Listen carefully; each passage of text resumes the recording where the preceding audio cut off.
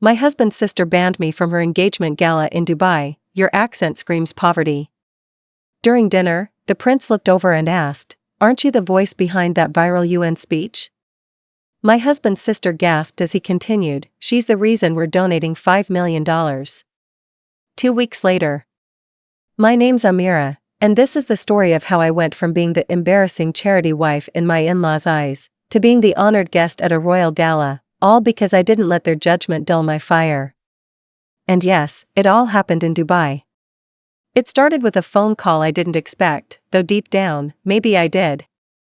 Azra, my husband's younger sister, was planning her engagement weekend for over a year. She was marrying the son of a Turkish media mogul, and the guest list was a who's who of the Gulf's elite, royalty, celebrities, influencers, and old money types whose last names opened doors in London, Paris, and Doha. Azra and I never got along. From the beginning, she thought I was a misstep for her brother. I wasn't glamorous, didn't come from a lineage of wealth, and worst of all, I had the wrong kind of English accent. She'd smirk at family dinners when I ordered food, mocked how I said bath instead of bath, and once told me I sounded like a BBC documentary on poverty.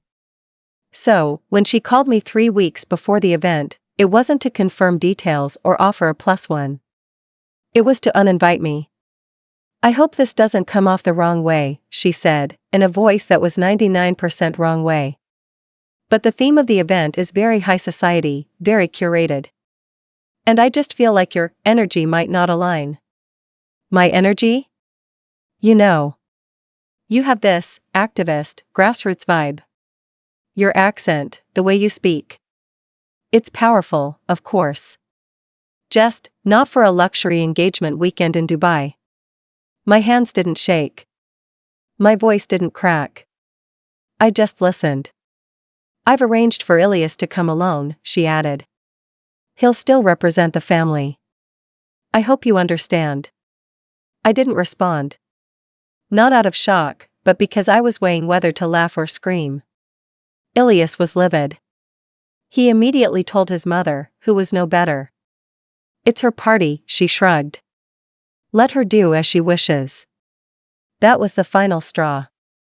I didn't fight back. I didn't argue. I didn't beg to be included. Instead, I got back to work. Because while they were choosing floral installations for a custom glass dome on the Palm Jumeirah, I was preparing to speak at the UN Women's Global Summit in Geneva. My speech?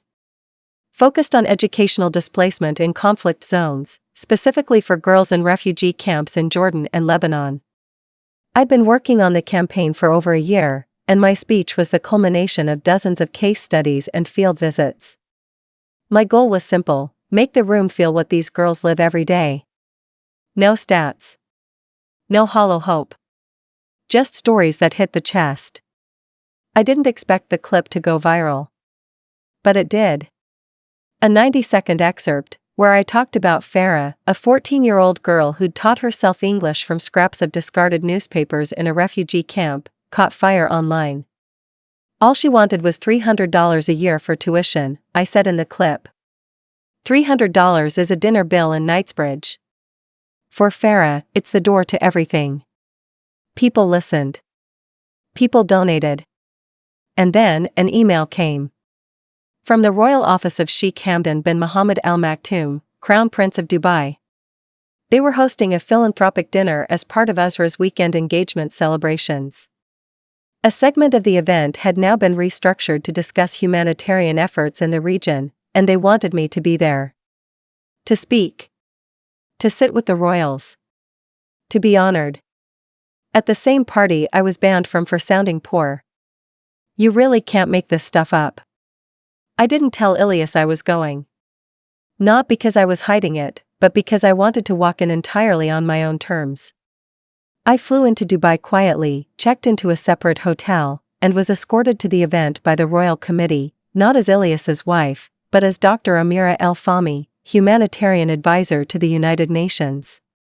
And here's the part that lives in my head rent-free: the dinner was surreal, floating above the Gulf in a dome of glass, opulence dripping from every corner. Guests wore gold-threaded gowns, tuxedos tailored tighter than secrets. I was led to my seat, right across from Ezra and her fiancé. She froze when she saw me. Didn't blink. Didn't breathe. She opened her mouth to say something when the crown prince himself walked into the room. Silence. He approached the table, shook a few hands, and then turned directly to me. Wait, he said, narrowing his eyes slightly. Aren't you the voice behind that UN speech? A few guests looked up. She is, someone confirmed behind me. She's the reason we're donating, the prince said. $5 million. Her words, they moved my mother to tears. You could have heard a diamond drop. Ezra's face? White as the tablecloth. She didn't say a word the rest of the night. And me? I didn't gloat. Didn't raise my voice. Didn't smirk or offer passive-aggressive apologies. I just smiled. Warmly. Kindly. Because I had nothing to prove anymore. They tried to exile me from their castle. Instead, I was crowned in their court. After the dinner, I didn't go to the after-party. Not because I wasn't invited, at that point, I was practically the guest of honor, but because I didn't need the spectacle. I'd already said more in one speech than any diamond-studded smile or designer outfit ever could. Instead, I went back to my hotel, kicked off my heels, and ordered room service, spicy lentil soup and flatbread, comfort food. I turned on the news, muted the volume, and watched as my face flashed across an Arabic news segment recapping the royal dinner. It was surreal. I wasn't even wearing makeup that night. I'd worn a simple olive green kaftan gifted to me by one of the Syrian mothers I worked with in Lebanon. I think she'd be proud if she saw this. The next morning, my phone was a minefield. Dozens of missed calls, mostly from unknown numbers. But Ilyas's name was there, too, 6 missed calls, 4 texts, and 1 voice note I hadn't played yet. I stared at it for a while before pressing play. You could have told me. His voice was tired, but not angry. I saw the clip. The prince. The dinner. Everyone's talking about it. Ezra's been crying in her suite since midnight. But you did what you had to do. Call me when you're ready. I didn't call him right away. Not because I was upset, but because I needed time to step back and breathe. This whole trip wasn't about family politics. It wasn't about proving a point. It had become something far more personal than that. It was about reclaiming space in a world that's constantly trying to squeeze you into a corner if you don't sound, look, or behave the right way.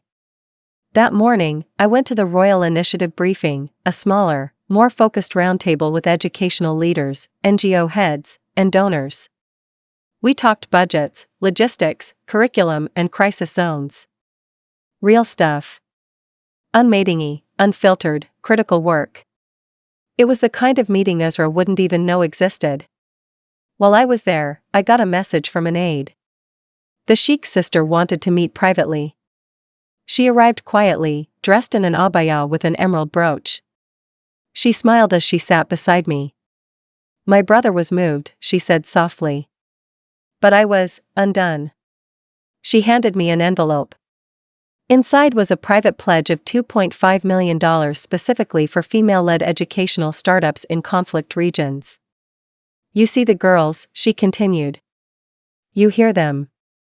Most people only talk about them. You let them speak through you. That's when I felt it, not pride, not vindication. Just relief. Like the years of frustration, of being politely dismissed or outright patronized, were finally melting off my shoulders. Later that evening, I ran into Ilyas in the hotel lobby. He looked like he hadn't slept much. Still in his dinner clothes from the night before. I don't know whether to hug you or shake you, he said. I'd take a nap, personally. He chuckled, but his eyes searched mine.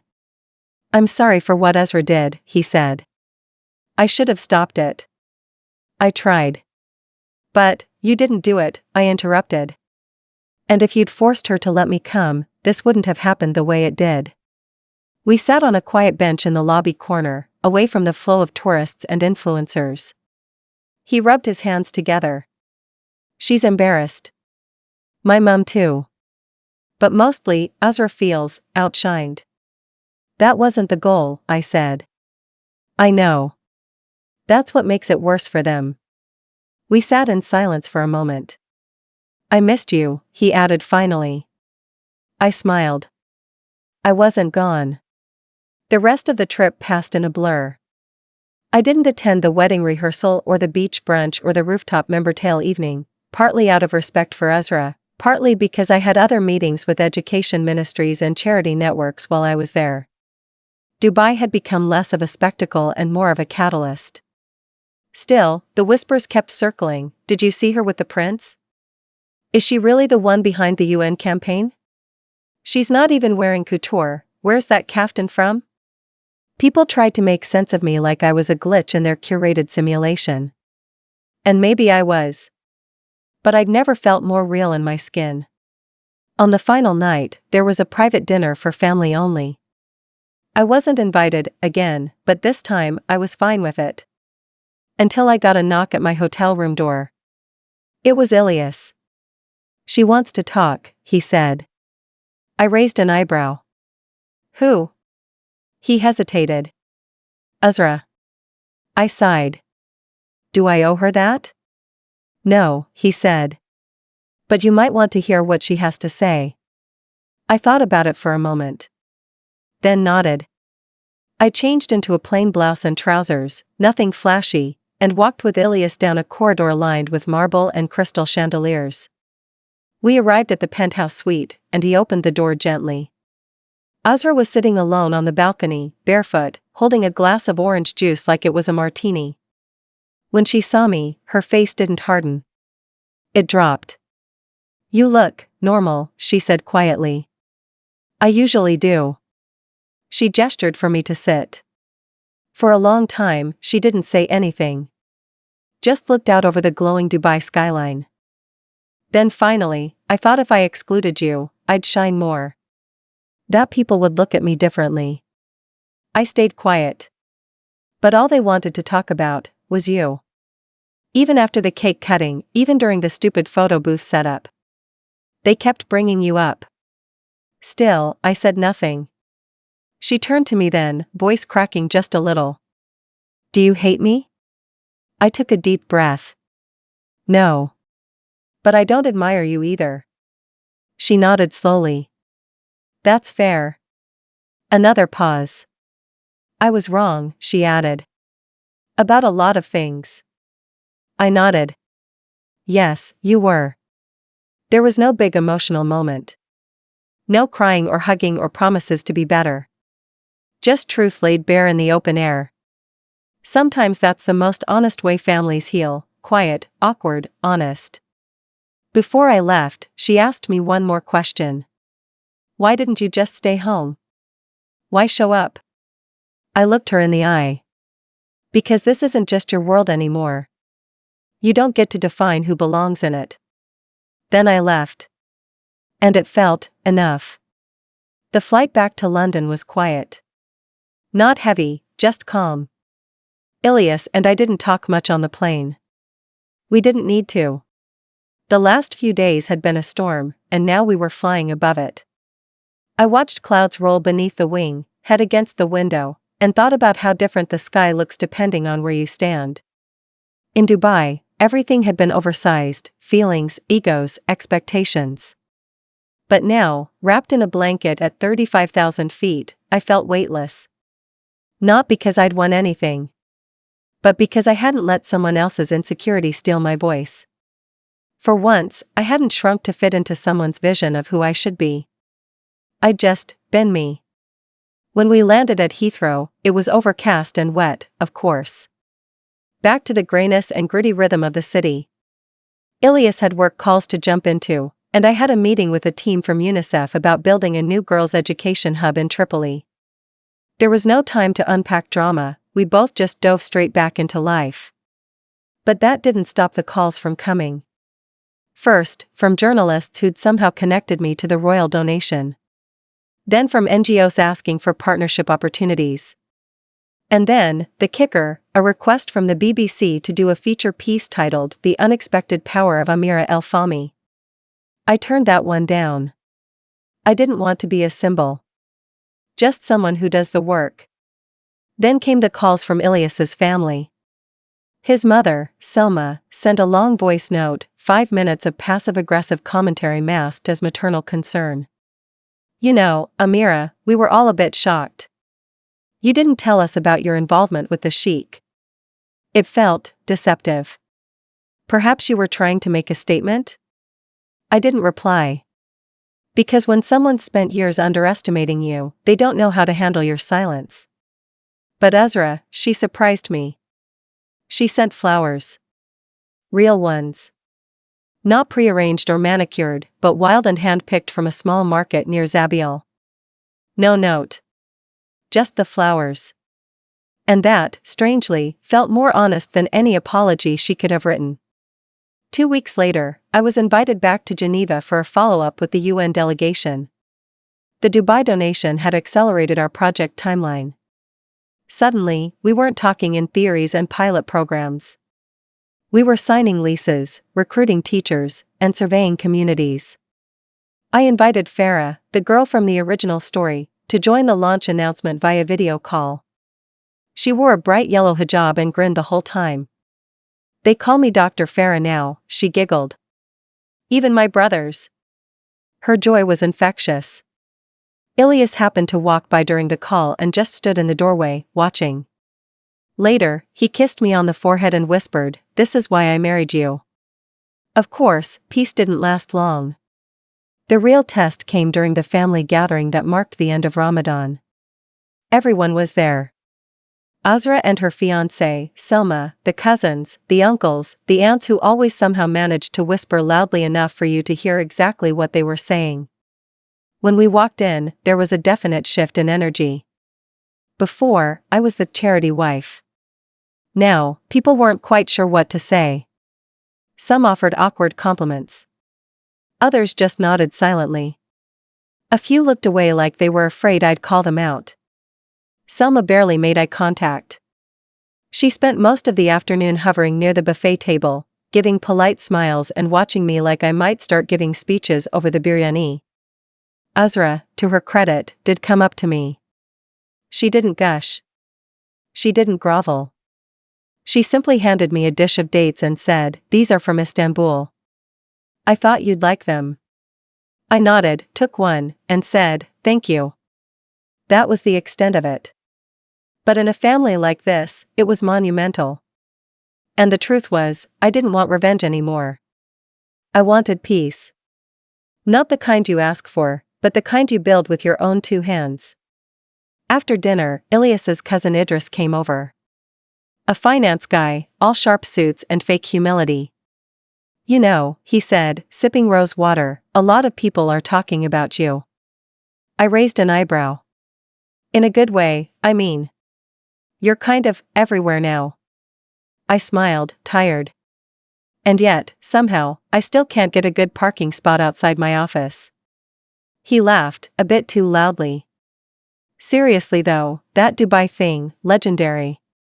Everyone thought you'd just fade into the background. But you? You walked into the lion's den and walked out with its mane." "I didn't go for that," I said. "Doesn't matter," he replied. "It's still what happened." That was the moment I realized how little people really understand about impact. They think it's about optics. Headlines. Applause. But the real work? It's quieter. It's setting up a mobile classroom in a flooded village. It's getting a girl a pair of shoes so she doesn't cut her feet on the way to school. It's staying up at 3 a.m. to rewrite a funding proposal because the data didn't feel human enough. That's the part they don't see. But I do. And I always will. The Monday after Eid, I got a call from a school principal in Amman. She'd received a grant from the new initiative and wanted to thank me personally. Her voice was choked with emotion. "You didn't just give us money," she said. "You gave us dignity. No one's ever trusted us to decide what we need." I hung up and just sat there for a while. That word, dignity, echoed louder than any of Uzra's insults ever had. So no, I didn't confront the family. I didn't post anything online. I didn't give interviews or turn it into a public redemption arc. I just kept doing the work. Because that's the revenge they never see coming. Weeks went by. Life settled. The buzz faded. Dubai felt like a surreal memory, half fairy tale, half social experiment. I went back to my teaching schedule at LSE, resumed policy advisory meetings, and kept close contact with the field coordinators in Amman and Tripoli. Farah's updates were becoming my favorite notifications. She'd send me voice notes in perfect English now, talking about exam stress, favorite books, and a future she could actually picture. But just as the dust had settled, a message came through that made me pause. It was from Selma. Not a voice note. Not a forwarded chain of religious blessings. A proper, typed-out text. Would you be willing to join me for lunch next week? Alone. No family. Just a conversation. I stared at the screen for a long while. There was no how are you or hope you're well. Just the request. And it wasn't a demand, it was humble. I agreed. Out of curiosity. Out of principle. Maybe even out of a sense of closure I didn't know I needed. We met at the Connaught in Mayfair. Classy, muted, the kind of place where waiters glide instead of walk.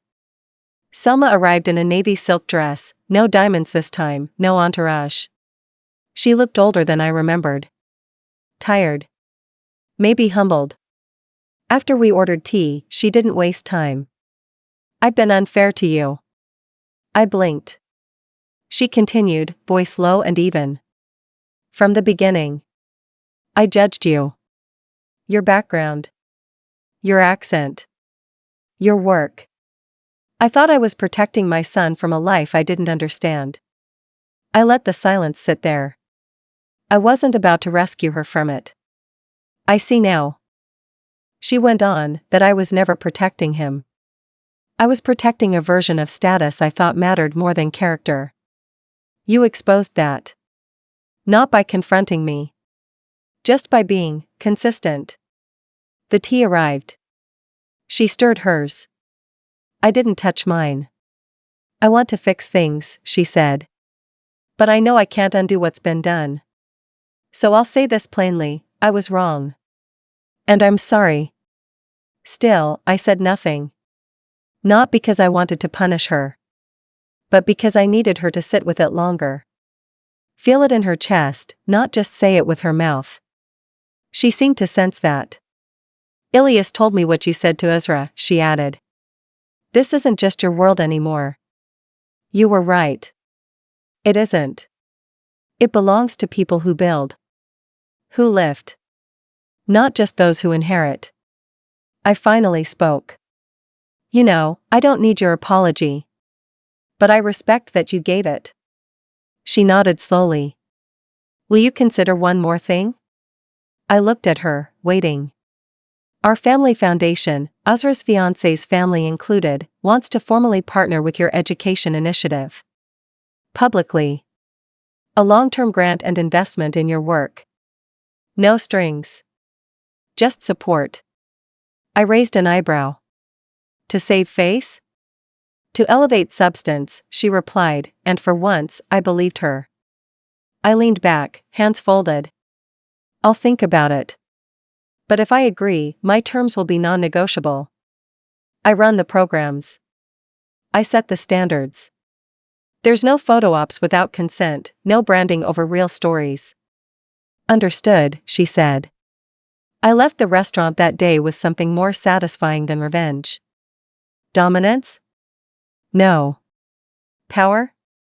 Maybe. But mostly, peace. And validation. They didn't just see me now, they saw why I did what I did. And it changed them. The next few months passed in a blur of planning, hiring, and expansion. The Dubai donation unlocked a series of new programs. Mobile schools in Lebanon. A trauma-informed curriculum for girls in Gaza. Community libraries in underfunded zones of Tunisia. And then, 6 months after that Dubai night, I got another email. It was from Farah. Subject line, guess who just got accepted into med school? I cried when I opened it. Not because I was surprised, but because I knew how far she'd come. And how hard she had fought to get there. That night, I sat on the couch with Ilias and told him everything. The lunch. The grant. Farah. He smiled. You know, I think Uzra's finally over it. She's been posting your speeches on her Instagram stories. I laughed. That might be the most shocking part of this entire saga. Are you proud? He asked. I thought for a moment. No, I said. I'm steady. And that feels better. We clinked glasses of mint tea. No fireworks. No roaring applause. Just two people who weathered a storm, and came out not just dry, but stronger. And Ezra? Well, her wedding photos finally got their luxury aesthetic. The ones with me in the background, talking to a prince. Because some people chase elegance. Others become it. Quietly. Consistently. Unapologetically.